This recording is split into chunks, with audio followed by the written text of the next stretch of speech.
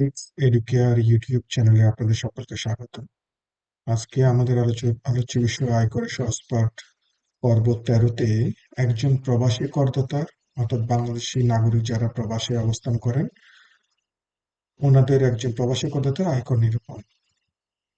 এই পর্বটি আসলে বিশেষ করে প্রবাসী করদাতাদের অনুরোধে করা, যেহেতু ওনারা আমাদের রেমিটেন্স যোদ্ধা, ওনাদের প্রতি সেলুট জানিয়ে এই পর্বটা। তাহলে দেখি আমরা আমরা এখানে একটা উদাহরণের মাধ্যমে বোঝানোর চেষ্টা করেছি। জনাব কবির সাহেব বাহরাইনে একটি কোম্পানিতে কর্মরত। তিনি 1 জুলাই 2021 থেকে 30 জুন 2022 পর্যন্ত বিদেশ থেকে বাংলাদেশে ওনার নিজের ব্যাংক হিসাবে সর্বমোট 12,89,923 টাকা প্রেরণ করেছেন। ওনার ব্যাংক হিসাবে যেটা বাংলাদেশে আছে ওই ব্যাংক হিসাবে 1159 টাকা 19 হিসাবে পেয়েছে। আর কিছুই নেই, শুধু বিদেশ থেকে টাকা রিসিভ করেছে আর ওনার ব্যাংক হিসেবে একটা সুদ পেয়েছে। তাহলে দেখি আমরা এই এক্সাম্পলটার মাধ্যমে আমরা দেখতে চেষ্টা করব এই জিনিসটা কিভাবে হয়েছে। তাহলে জনাব কবির সাহেবের এই জিনিসটা দেওয়া আছে, উনি এই অর্থবর্ষে এরকম একটা ব্যাংক সার্টিফিকেট কিন্তু ওনাদেরকে নিতে হবে। অবশ্যই মনে রাখবেন, টাকাটা অবশ্যই প্রপার ব্যাংকিং চ্যানেলে আসতে হবে।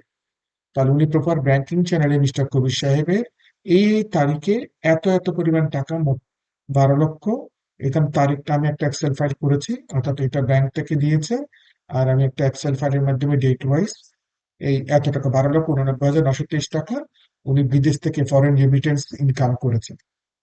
তাহলে আর ব্যাংক ইন্টারেস্ট পেয়েছে 1139 টাকা, 116 টাকা ওনার সুদ কর্তন করেছে, 1,043 টাকা নেট হিসাবে জমা হয়েছে। তাহলে আমরা দেখি ট্যাক্স লাইবিলিটি, তাহলে মিস্টার কবির সাহেবের এখানে আছে। আর একটা জিনিস দেখি, ওই যে টাকাটা উনি রেমিটেন্স হিসেবে পেয়েছে 12,89,923 টাকা, সেটাই এখানে আমরা বসানোর চেষ্টা করেছি রেমিটেন্স রিসিপ্ট।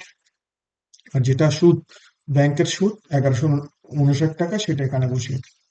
তাহলে এখানে কিন্তু এই পুরো টাকাটাই ট্যাক্স ফ্রি ইনকাম, যেহেতু উনি প্রপার ব্যাংকিং চ্যানেলে বাংলাদেশে ওনার ব্যাংক অ্যাকাউন্টে পাঠিয়েছে। ওনার ব্যাংক অ্যাকাউন্টে, যিনি মিস্টার কবির সাহেবের ব্যাংক অ্যাকাউন্টে উনি 12,90,923 টাকা পাঠিয়েছে। এই জন্য এখানে কোনো ট্যাক্সেবল ইনকাম আসবে না, শুধুমাত্র ইন্টারেস্ট ইনকামটাই আসবে ট্যাক্সেবল হিসেবে। বাট আমরা জানি 3 লক্ষ টাকা পর্যন্ত হচ্ছে ট্যাক্স ফ্রি ইনকাম। সুতরাং মিস্টার কবির সাহেবের আসলে বেসিক্যালি কোনো ইনকাম নাই।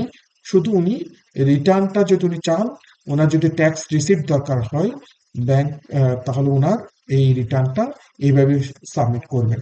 তাহলে ওনার 116 টাকা ব্যাংক থেকে কর্তন করা হয়েছে, সেই জিনিসটাই এখানে আছে।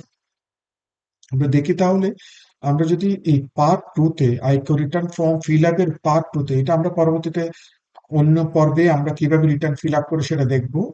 পার্ট 2-তে উনি শুধু ইন্টারেস্ট অন সিকিউরিটিজ এই জিনিসটা দেখেন, উনি 1159 টাকা এটা এখানে বসাবেন। আর পুরো টাকাটা যেটা 12,89,000, আর এখানে দেখেন অ্যাডভান্স ট্যাক্স পেইড ব্যাংক থেকে যেটা কর্তন করা হয়েছে 116 টাকা, সেটা এখানে বসাবেন। আর 12,89,000 যেটা উনি ব্যাংকের মাধ্যমে যেটা ফরেন রেমিটেন্স বাংলাদেশে পাঠিয়েছে, সেটা ট্যাক্স এক্সাম্পটেড ইনকাম হিসেবে রোল এই 48 নাম্বারে 12,89,923 টাকা এখানে বসাবেন। এটা ছিল আয়কর, যারা বিদেশি প্রবাসী যারা আছেন তারা যেভাবে পাঠাবেন তার বর্ণনা।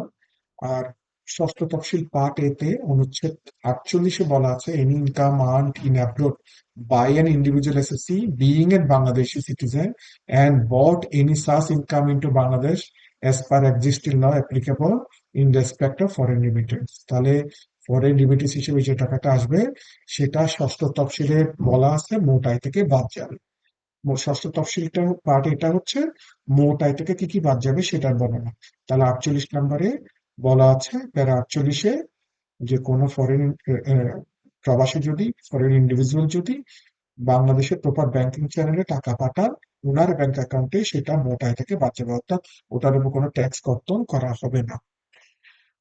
আমাদের পরবর্তী পর্ব আয়করের সহজ পাঠ পর্ব 14-তে আমরা আলোচনা করব বাড়ি ভাড়া থেকে প্রাপ্ত আয় কিভাবে আয়কর হিসেবে অন্তর্ভুক্ত করবেন। আমাদের এই পর্বগুলো যদি আপনাদের ভালো লেগে থাকে অবশ্যই লাইক, কমেন্ট, শেয়ার করবেন এবং সাবস্ক্রাইব করে রাখবেন, তাহলে আমাদের পরবর্তী সিকোয়েন্সিয়াল পর্বগুলো আপনারা পেয়ে যাবেন। আর যে কোনো ধরনের জিজ্ঞাসা আমাদেরকে কমেন্ট বক্সে জানাতে পারে। আর আমার মেইল আইডি দেওয়া আছে, ফোন নাম্বার দেওয়া আছে, আপনারা এখানে যোগাযোগ করতে পারেন। আমরা চেষ্টা করবো আপনাদের জিজ্ঞাসাগুলোর উত্তর দেওয়ার জন্য। ধন্যবাদ।